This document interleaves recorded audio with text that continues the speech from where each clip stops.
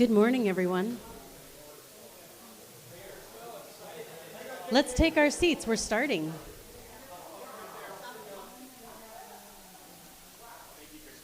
Of life's perfection, we're grateful in the blessings already given, in the goodness of life we're living, in the finished kingdom of heaven, and all is well, all is well, all is well,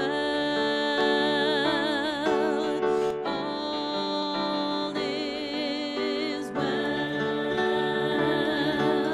all is well.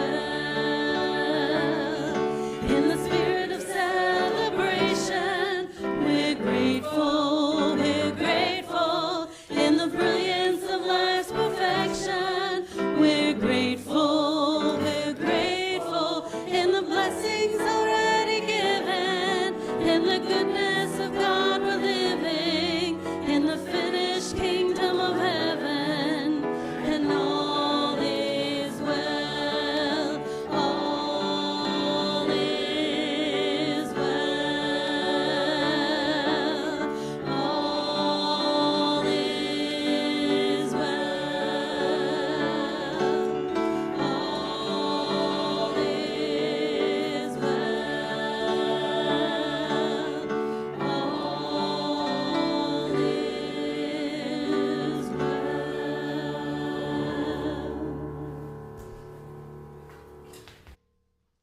How's everyone doing today?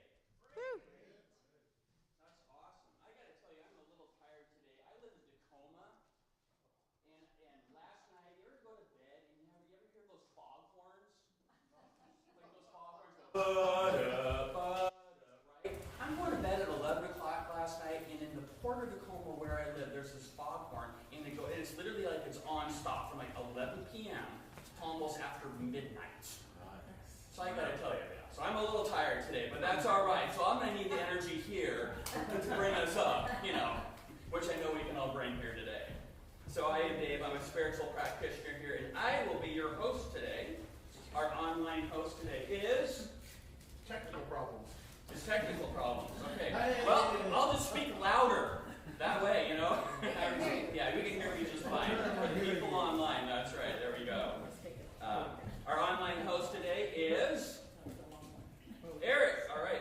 So if you're watching online, please say hello and leave a comment on how you found Genesis, or just to say hey to us, because that's always fun. So I invite you all to now to read our mission and vision statements with us.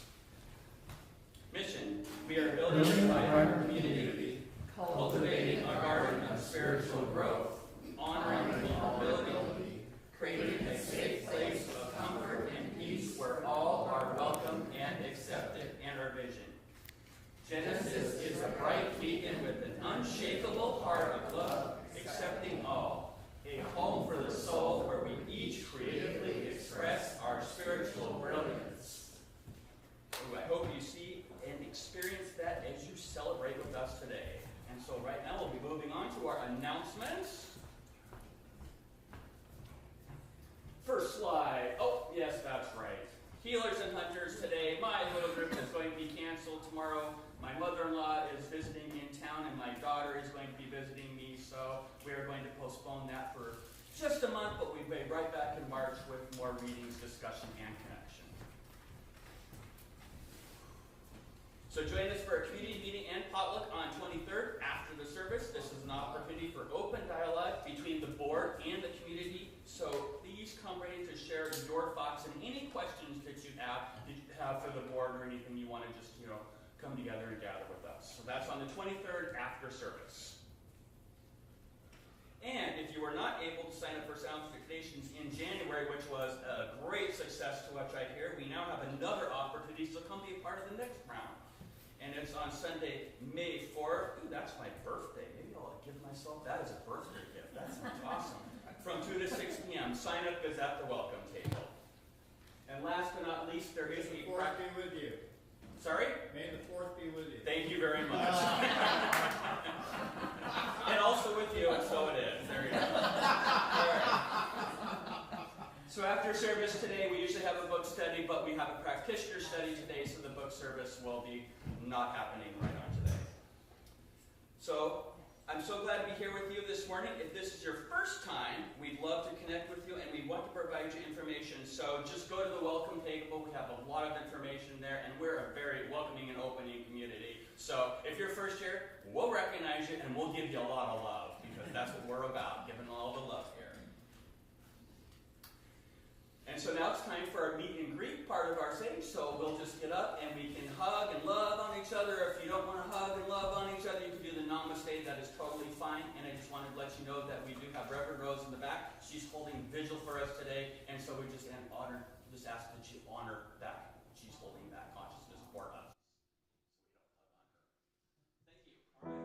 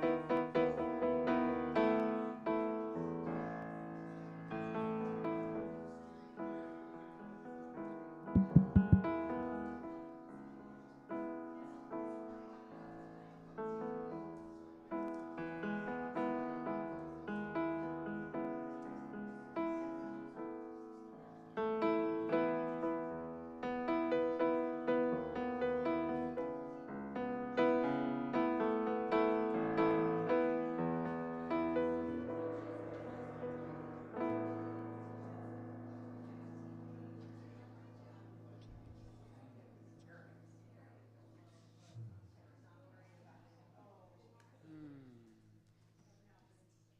Well, what wonderful energy. I love that. So right now, I just want to take a moment to thank those in service today. On the setup and cleanup crew, we have Gideon, Eric, Mike, Jim, and Cynthia.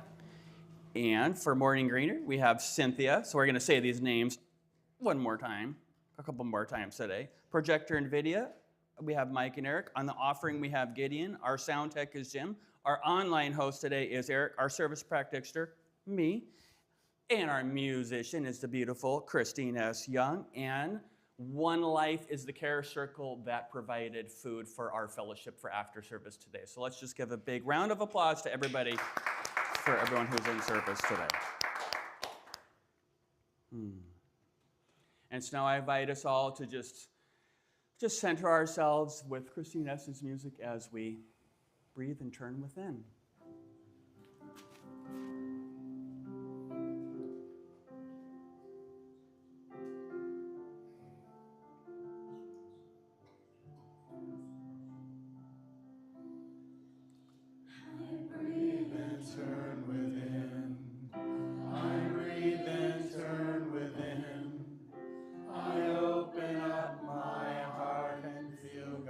Presence. I breathe and turn within. I breathe and turn within. I open up my heart and feel God's love.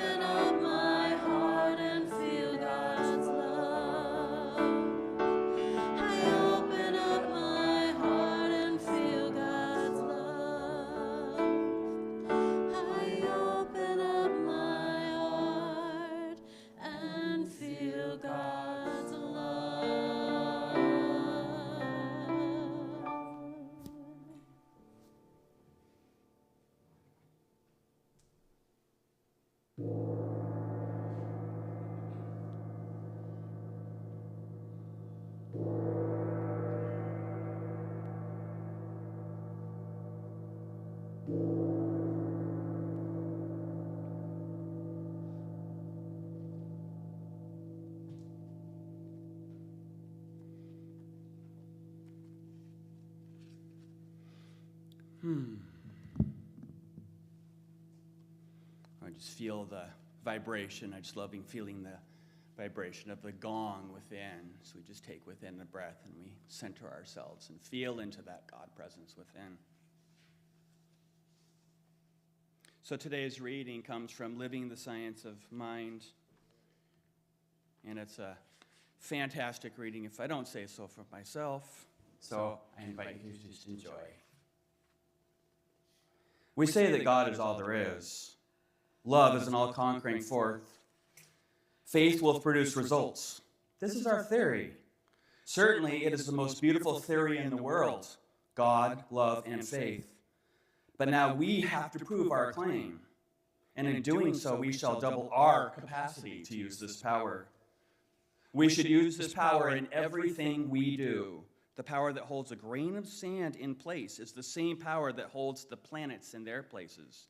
There is nothing big or little or hard or easy as far as the power is concerned. It is the same power working in and upon everything. This is the power in which we use. Do not hesitate to use affirmative prayer for any good purpose and for all purposes that are constructive. For in doing so, you will most certainly be starting a chain reaction in that particular direction. Do not think it unimportant for you to be friendly to everyone you meet, because your friendliness will start a reaction in them which will cause them to be friendly to everyone they meet. And the thing will multiply and expand. It can even reach around the world. Let us then do everything we can to increase our own faith and conviction, and be equally certain that we are using this faith and conviction in everything we are doing. If you want to start a chain reaction that will help those around you, realizing it must begin at the center of your own being. Suppose you take time daily to say these words to yourself, very simply and sincerely, and perhaps repeat the process a number of times each day. I know that nothing but good can go from me, and nothing but good can return. It is my inward desire that everything I touch, every person I think of, shall be blessed and helped. It is my affirmative prayer, which I completely accept, that even as I pass people in the street, some silent influence of good shall reach from me to them. If we make a practice of this, we shall find something new and wonderful begin to happen, for we shall be silently broadcasting our own conviction and starting a chain reaction, which will finally accomplish its purpose, because it is dealing with a law of good, and I will say, a law of God. And so with that, let us turn within.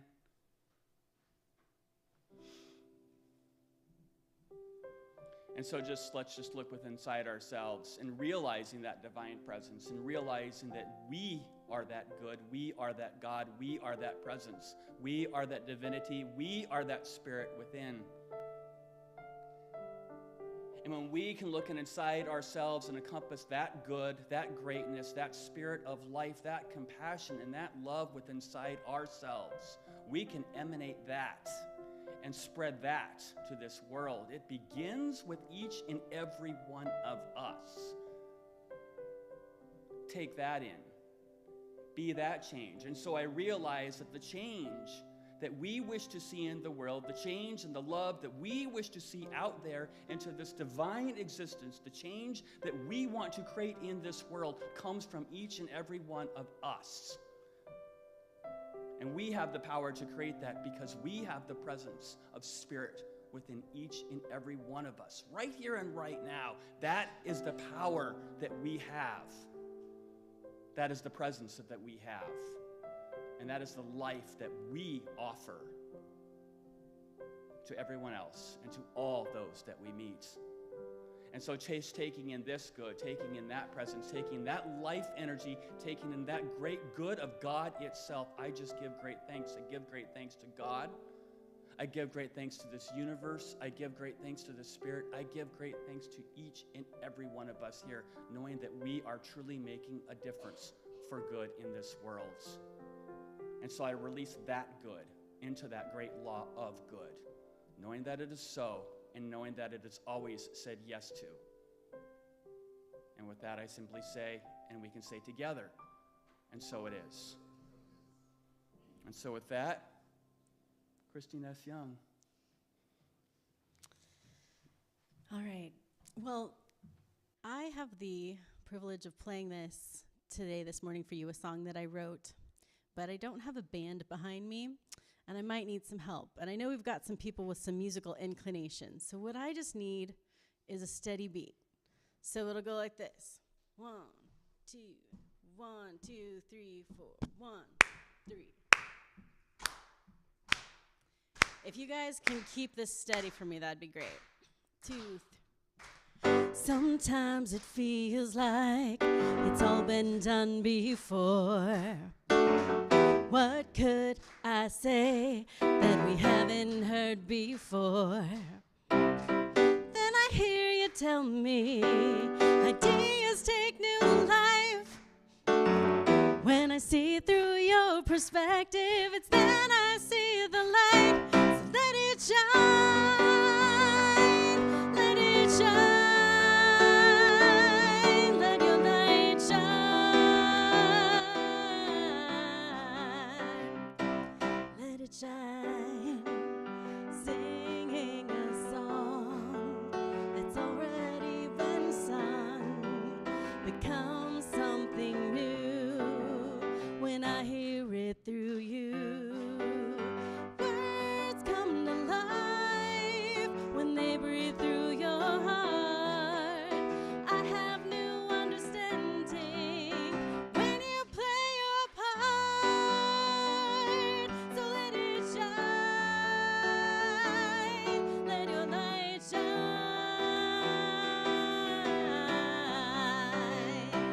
let it shine, let it shine, let your light shine.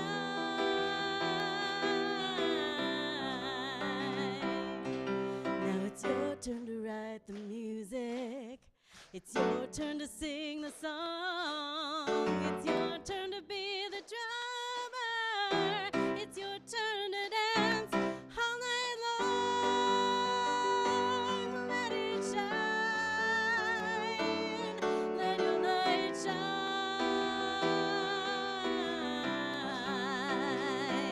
let it shine, let it shine, let your light shine,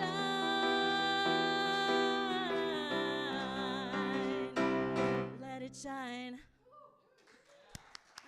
Thanks, guys. You were great.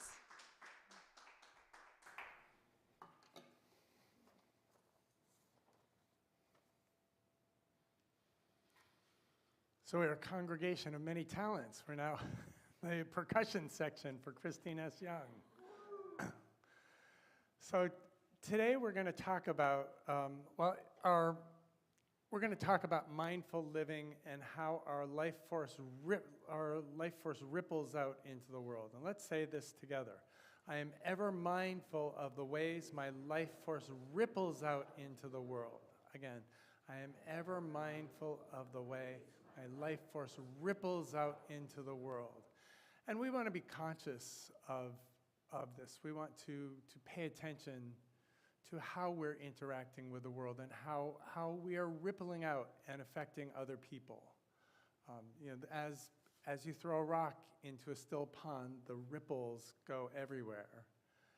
And even though we can't see it, we can feel it, and we can know that there is an effect. There is a rippling of the way we interact with the world.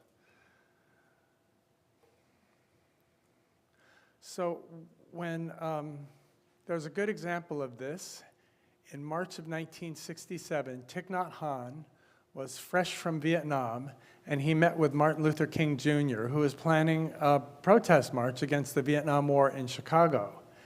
And they came up with a banner, and the banner said, "People are not our enemies. If we kill people, with whom shall we live? People are not our enemies. If we kill people, with whom shall we live?" It was in English and Vietnamese, and what they said, what Martin Luther King said was, our enemies are not people. Our enemies are our anger, resentment, hatred, fear, and discrimination. And so this helped them, from a spiritual point of view, oppose the war without opposing the people, without causing a bigger division, a bigger split. because they weren't against the people, they were against the idea. Thich Nhat Hanh brought it a little further, being Buddhist. He said, we need to see anger, hatred, and discrimination not so much as enemies, but as energies.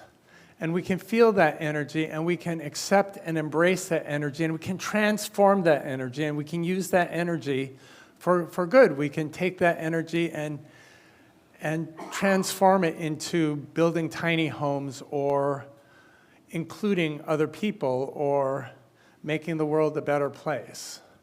So just because the energy is manifesting right now as anger, hatred, discrimination, doesn't mean we have to give up on it. There's something we can do. And we do that with our life force. We do that with our point of view.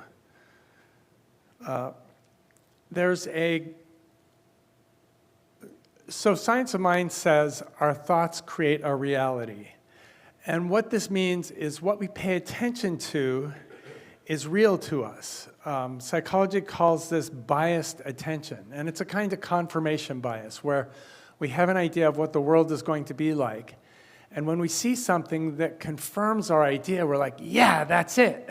And we see something against our idea, we're like, not so important. Keep that out of my vision. And so this is one of Ernest Holmes' secrets is, as we look for our good, we're more likely to find our good than we are if we look for, we're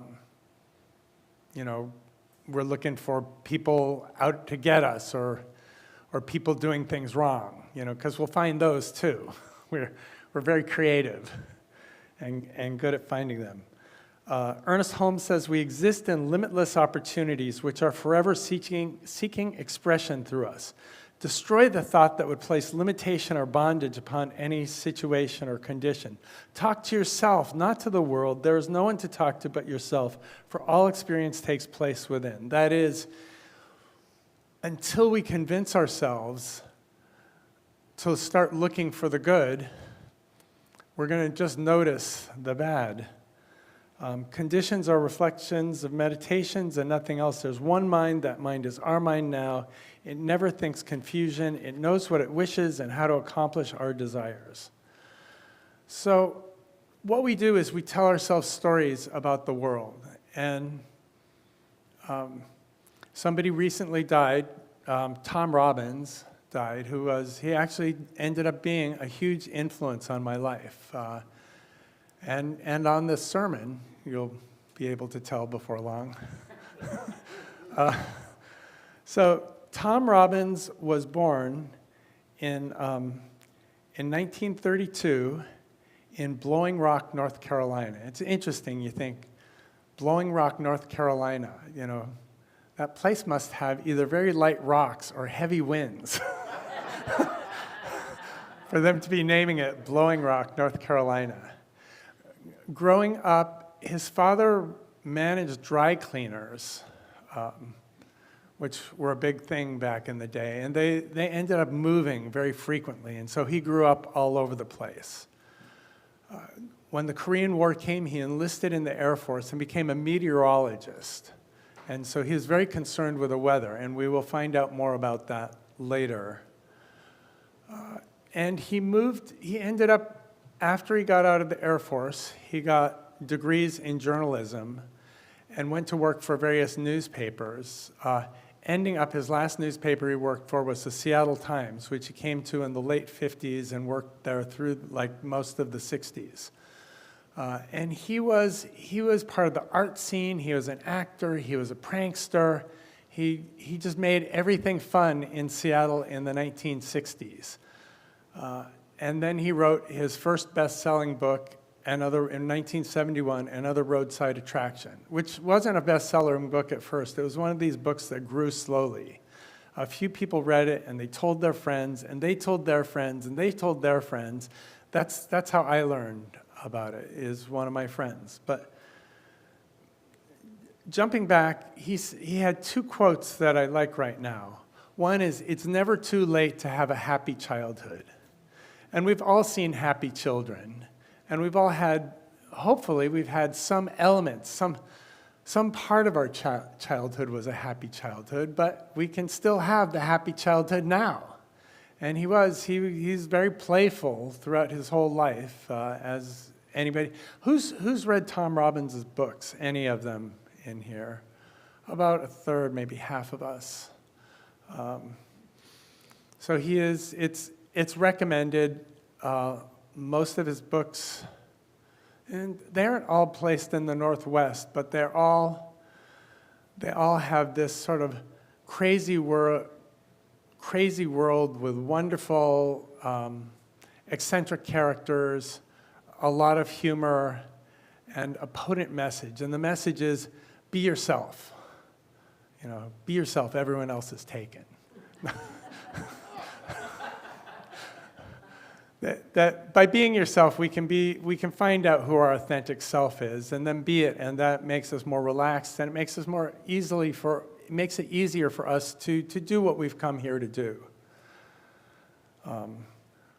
Ripple our life force out into the world in a positive way. Never too late to have a happy childhood. He also said there are only two mantras, yum and yuck. Mine is yum. So when I first heard about him, I was living in Santa Cruz, California, and one of the things they have in the weekend is a flea market, and I love to go to the flea market on the weekends. And it turned out that sometimes I slept in and I got to the flea market late, and the prices all went way down. In fact, people would sell you their whole booth, their whole stand, for not very much money at all because they just did not want to take it home. And I wanted to take it home, so I did. And then I'd come, when I had enough stuff, I would go and I'd sell it at the flea market. And what I found, people around the flea market are looking, and they're like, is this yum or is this yuck? And they used crowdsourcing to tell. So if there were a bunch of people in front of your booth, they would say, oh, there's yum over there, let's go and look. And so they knew that there was good stuff at my booth because I was very good at attracting people to my booth. I didn't care what reason I got them there. That was always a good reason. I'd engage them in conversation. Mostly I'd engage them in conversation because whenever you tried to sell something to someone at the flea market, they figured there must be something wrong with it. So if I just engaged them in conversation, they would stop and talk to me, and then other people wouldn't notice they were talking to me. They thought that, oh, he must have some good stuff because someone's there. And then more people would gather, and more people, and then people would be pushing to see all the good stuff that I have. And before long, I didn't have much stuff anymore. So this was my utilization of the yum and yuck. So Tom Robbins loved the rain and wrote about it regularly, saying that the drizzly climate around here was perfect for a writer, turning you inward as the raindrops beat out a cadence against the window. Yes, I'm here for the weather, and when I'm lowered at last into a pit of marvelous mud, a pillow of fern and skunk cabbage beneath my skull, I want my epitaph to read, "It rained on his parade, and he was happy." So, may it rain on our parades in the best possible way. My girlfriend at the time, who introduced me to Tom Robbins, was, she had grown up in Connecticut and California, but she had spent the last summer in Washington and Oregon, and she'd become entranced. She'd fallen in love. And the bookend of The Roadside Attraction helped because Tom Robbins writes very poetically about the rain, about the weather that we have around here. His character, Amanda Ziller, said, "In the grand tapestry of existence, clouds and rains are the brushstrokes of nature's most whimsical artist." More than that, she says, imagine the sky as a vast, boundless canvas and the clouds as its ever-changing murals, painted by an invisible hand of the wind. These ephemeral formations floating high above are not mere accumulations of water vapor, but rather the poetry of the heavens, each one a unique stanza in an endless sonnet. Clouds are the dreamers of the atmosphere, drifting lazily or racing hurriedly, sculpted by the winds of the weather gods. And then comes the rain. The sky's liquid blessing, the elixir of life, liquid sunshine. It's the kiss of the heavens upon the earth, a gentle caress that quenches the thirst of the soil, revives the withered foliage, and cleanses the world of its dust and grime. Rain has a rhythm, a cadence that speaks directly to the soul. The pitter-patter on rooftops, the drumming on windowsills, the splashing in puddles. It's a symphony that soothes the weary and inspires the contemplative. As raindrops fall, they twirl in a graceful ballet, each one a tiny dancer going through the air. They splatter on leaves, they slide down blades of grass, and they merge into streams that go to rivers that go into the sea. With rain comes renewal. The earth drinks eagerly, life bursts forth into abundance. Together, clouds and rain create a symphony, a harmonious interplay of light and shadow, sound and silence. The sky is not merely a backdrop, but a living, breathing entity, a storyteller that weaves tales of wonder and mystery. So I always thought that Seattle was just some kind of rainy place. But you read enough of this, and you say, is it really? And this is the yum and yuck factor. So suddenly, rain turned into a yum for me instead of a yuck. And I was like, oh, what are those clouds up to? Oh, what is this rain up to? Until recently, I never used to like riding my bicycle in the rain. I loved all kinds of things in the rain. You know, when I first moved to Seattle, I loved it that I had the sidewalks to myself in the rain.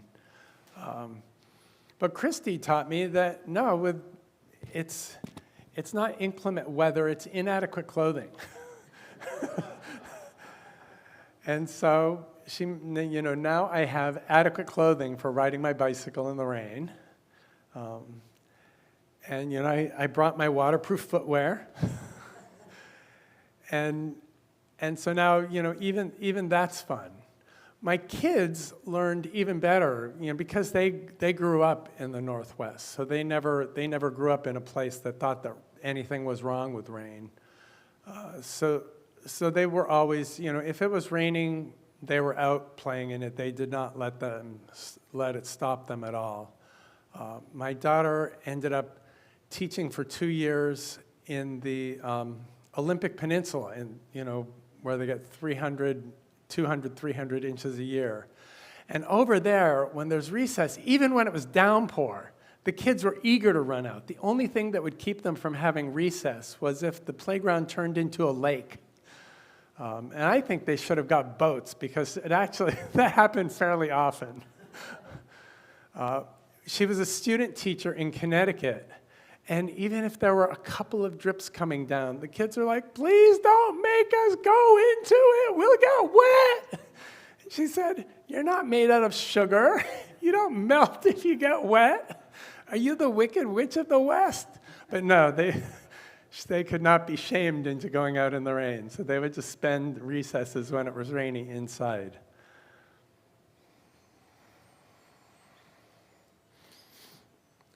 So we want to, when we're looking at that is beautiful chimes. So now, that was a good segue, because we're talking about the uniqueness of people and how we stereotype things, how things, like that sound could be a yum or a yuck, depending on whether you think of it as an interruption or beautiful sound chimes. And even if it's an interruption, maybe it's an important interruption for somebody you love connecting with you. But it's easy to stereotype others, to take a look at somebody and think, and we've been trained, we hear stories, we grow up hearing bad things about other people. And in Tom Robbins' biggest bestseller, Even Cowgirls Get the Blues, the hero is Sissy Hankshaw. And Sissy Hankshaw is a unique individual. She has a superpower. She has thumbs. Her thumbs are actually that long. So they're like, from here they extend beyond her middle finger. But because of this, she was the world's greatest hitchhiker. She could pick a car and aim her thumb at it, and they would like pull across lanes of traffic to pick her up. She could hitchhike bicycles, and people would sit around the handlebars. Even tricycles once. She'd get on the back. She could get pulled by the tricycle. She could hitchhike airplanes, helicopters, anything. So she was an expert in getting from here to there, just using the power of her thumbs. And so this was an extraordinary superpower. And, yet a lot of people, when they saw her, they said, oh, those thumbs are too big. And notice, there were some things that wasn't easy for her to do sewing. I don't think she sewed her own things. Writing was hard. Typing, she could not use her thumbs on the space bar. They sort of interfered. But she was a magical creature, and people, when you get to know her through the book, you can see what kind of magic she uses by leaning into her life force and seeing how it ripples throughout the world. Because she could be anywhere at any time, and that's a superpower. That's an extraordinary way to let your life force ripple around the world. Tom Robbins says the highest function of love is that it makes the loved one a unique and irreplaceable being. The highest function of love is it makes the loved one a unique and irreplaceable being. And so, it's true with Sissy Hankshaw in the book. It's true with, the loved ones in our families. If we care about a loved one who is having a medical problem, we see them as a unique and irreplaceable being, and we know that, they're buoyed. We're buoyed when people love us, and we are even more buoyed when we love other people, because it shows the uniqueness and the specialness of them. Laughter is another thing that Tom Robbins has in a lot of his books that I think is another thing, part of our life voice that ripples around the universe. In our gratitude circle today, we had an uncommon amount of laughter, which was delightful. I think that the carrier frequency, carrier frequency is what they use in radio waves. You've got a carrier frequency, and then you put the different signals through the frequency that get translated, decoded by the radio at the other end. And, similarly for this, how cell phones work digitally, there's a carrier signal and it sends the ones and O's. Laughter is the carrier frequency for our ripples, for our lives. It helps us break up the hard parts. When we read awful things in the news or doom scrolling, on our phones, we can laugh. We can take the opportunity to laugh at ourselves. One of the things I like to do when I get mad is picture myself as cartoonishly, as I get angry, I picture myself as Popeye, the sailor man. And who you see him getting more and more angry.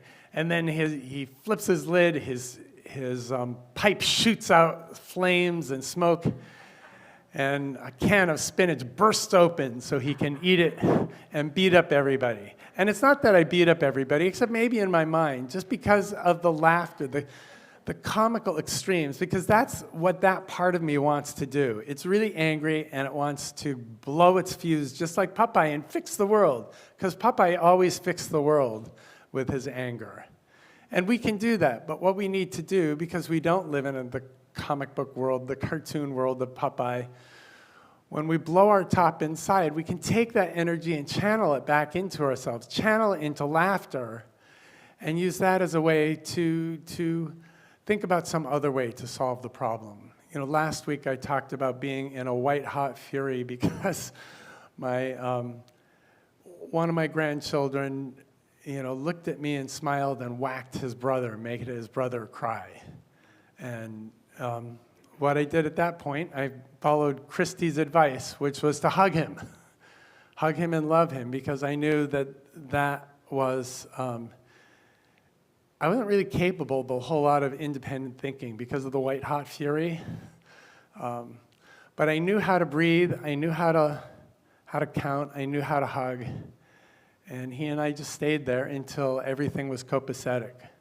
And so this is a way our life force can ripple into the world.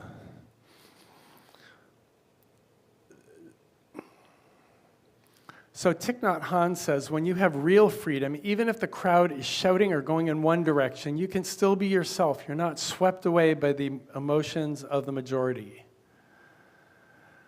Ram Dass talks about being here now, seeing what's going on in this actual moment, instead of being dragged along by fears of the future or guilt or victimization that we feel from the past. But we can just be here now and see what's going on with us.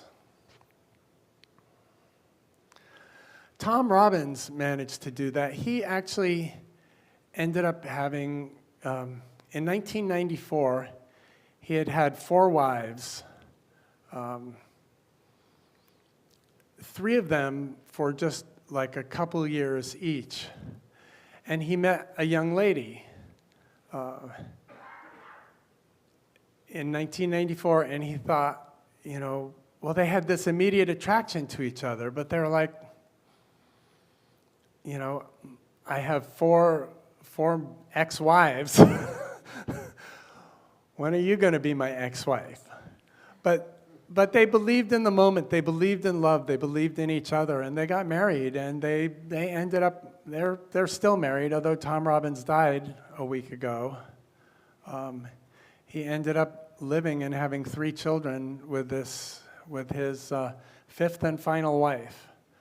So you don't need to let the past dictate your future. You can, like Tom Robbins, you can move forward.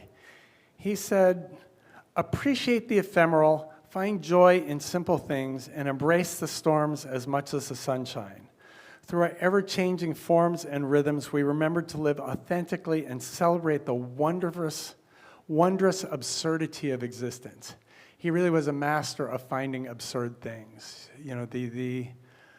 The hero in another roadside attraction lives in a combination roadside petting zoo and hot dog stand.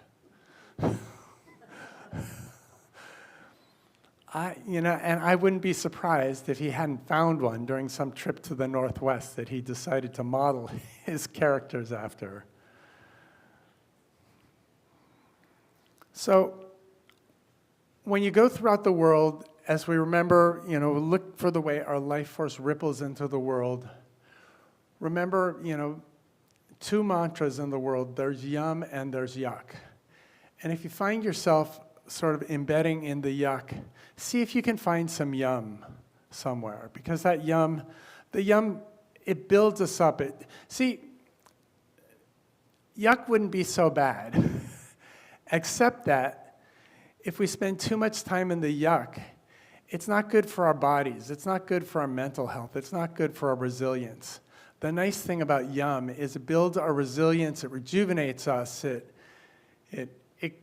brings us friends. It brings us love. It brings us meaning to our lives. It makes us more powerful and more potent in the world. It makes the ripples of our life force go farther and act in a more positive way.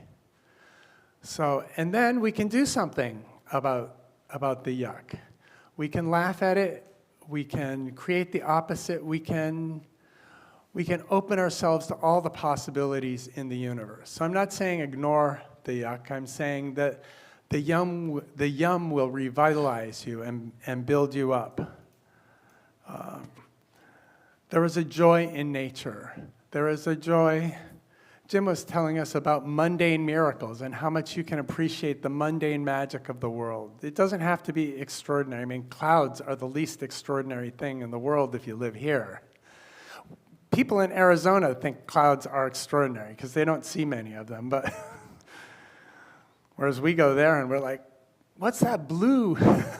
What's that big yellow ball in the sky? My kids always said that. Papa, what's that big yellow ball in the sky? It scares me. Make it go away.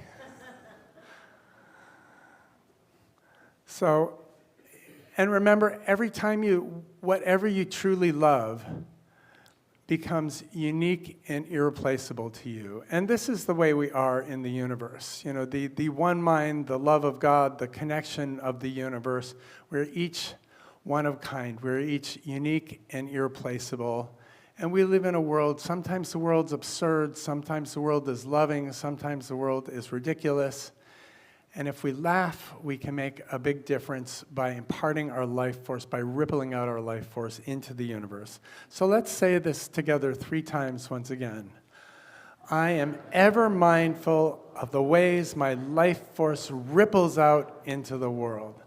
I am ever mindful of the ways my life force ripples out into the world. I am ever mindful of the way my life force ripples out in the world. And so it is, and so we are.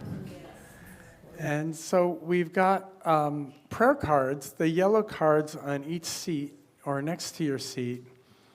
And I encourage you to start off by writing a demonstration, or make sure to write a demonstration anytime that you know of a prayer that came true, because the more you affirm the actual demonstrations, the more your mind knows to look for the yum in the prayer, to look for the good, the power. And then on the other side, you can pray for yourself. You can have a prayer of gratitude, a prayer of need, a prayer for the world, a prayer for anyone in your life. And these prayers go to our practitioners who pray on them every day and bring those prayers power and purpose and plenty.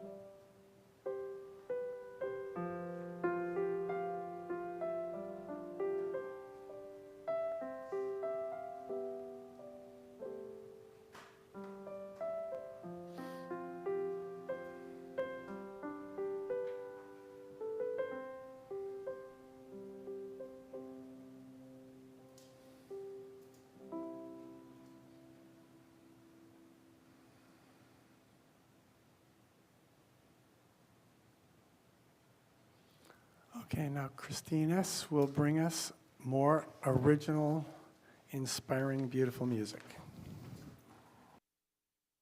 When I heard what James was going to speak about this morning, I thought about showing up individually right as we are, right where we stand, and the power of presence that we bring to every moment where we show up, but then also that connectivity we have with the allness of life. And it reminded me of this song that I had written about a tree that was a sacred place, a sacred thing, a sacred space for a dear friend of mine. And so these metaphors are about a tree, but they have so much wisdom for each of us.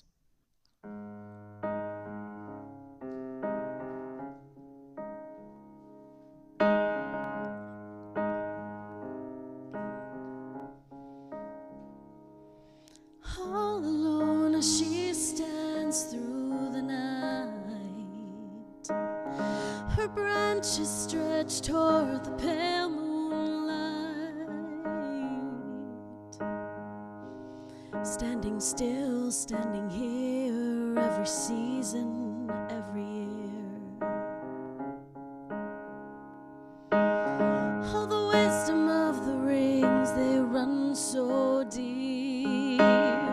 All the time she waited here for me to see, making holy space on holy ground,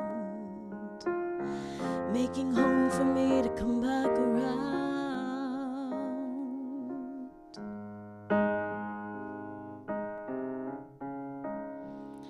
She stands tall,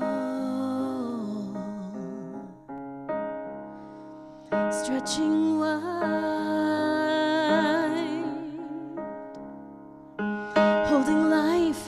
branches of her arms and never asking how or why. She's a sign for the people and a sign of the times. Her faces show me strength and courage to abide. Her life-giving presence cleansing my mind.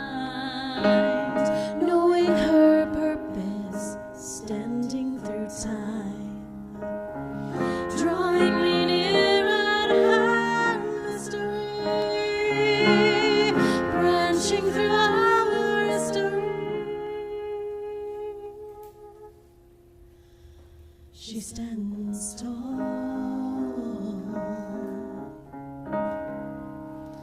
rooted deep into the ground,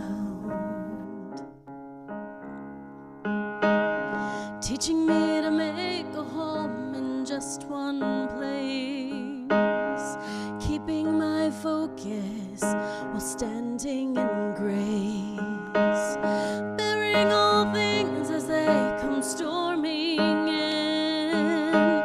The seasons blow through and I just know one thing is true. There's beauty to be held where I stand. The sacred life beneath my feet and in my hands.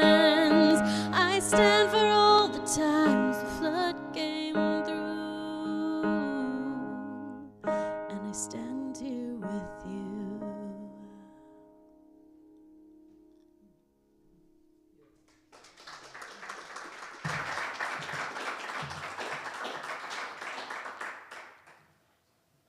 That was beautiful. Genesis is a community dedicated to love, inspiring harmony, and creating connections to empower spiritual growth. And we love that you are here to share in that with us. This is an invitation to participate in the yum of circulation, to connect with abundance and prosperity. Your participation makes all this possible, and we truly appreciate your support. Let us take a moment to craft our financial gift.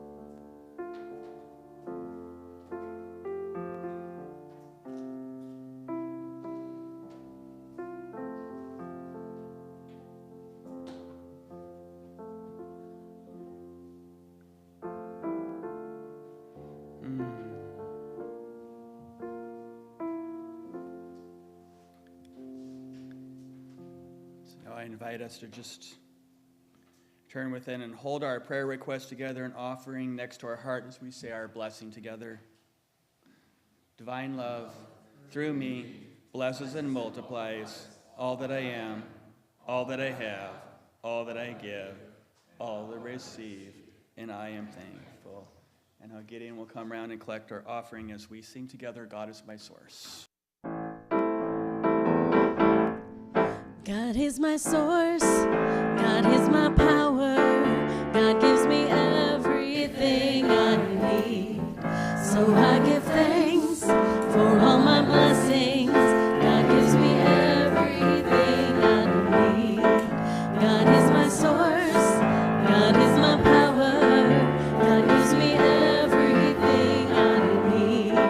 So I give thanks for all my blessings, God gives me everything I need. God gives me everything I need. God gives me everything I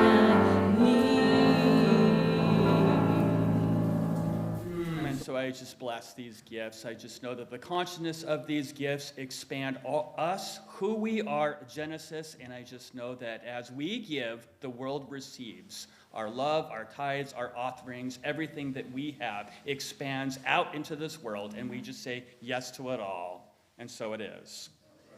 So thank you for joining us today. You can join us for food and fellowship after the service. I invite you all to sing I Release, and if you want prayer, I am able over there in the alcove for prayer after service. Let's sing I Release.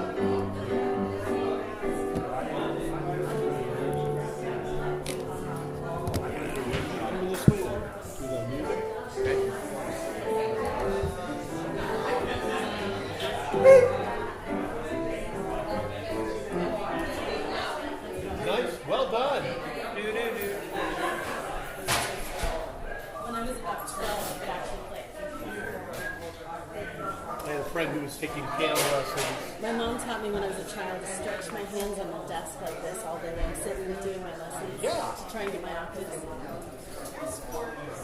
You can see why I don't play that song. Yeah. And mine was basically because I've got a keyboard that I know basic chords, so I got to set my little keyboard up for like organ sound or something, so I can want like a whoa, I can get that and kind of flow into the background, but I'm definitely not a that's where well, I can do good stuff.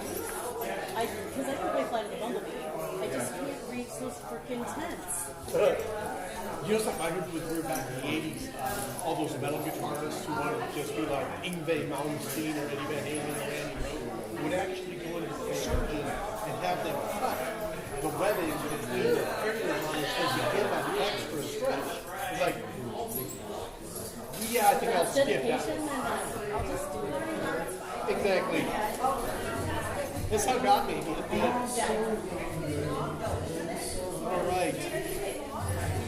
Let us go pollute.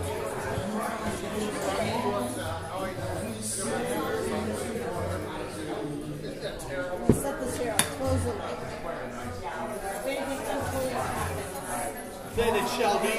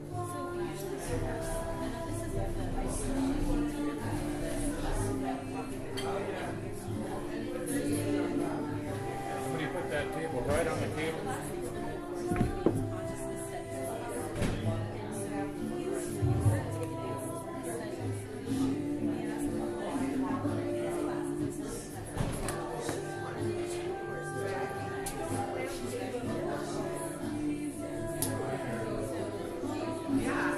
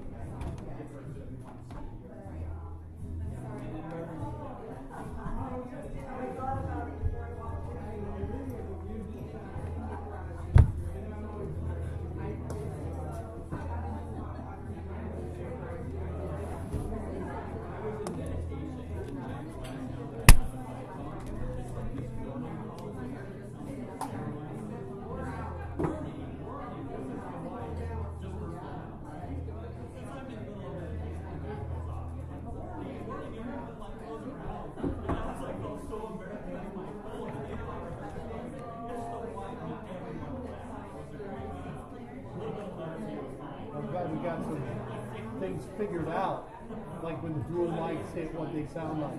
You know what's really funny? All my years spent in the studio, there are people that would have paid a lot of money to have that kind of what they call a slapback reverb. Right. But you know, it's The only time I usually use two sources at the same time is when I add one of the medieval nights when people in the audience are singing. Right. You know, so otherwise I try to avoid having two sources going at the same time. But I think it worked out real well. yeah, it's getting there. Still a little unpredictable.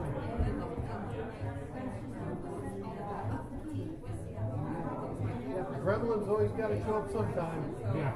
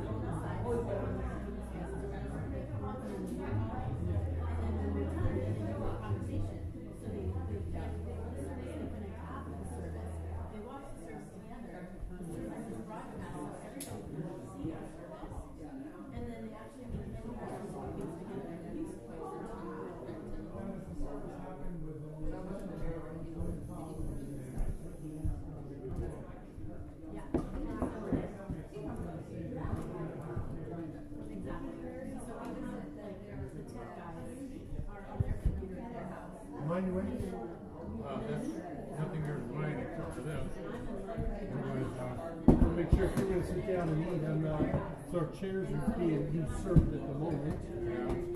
Like to pack this way and have it out of the way in a few moments. So there's a bag. Let's go. You're up.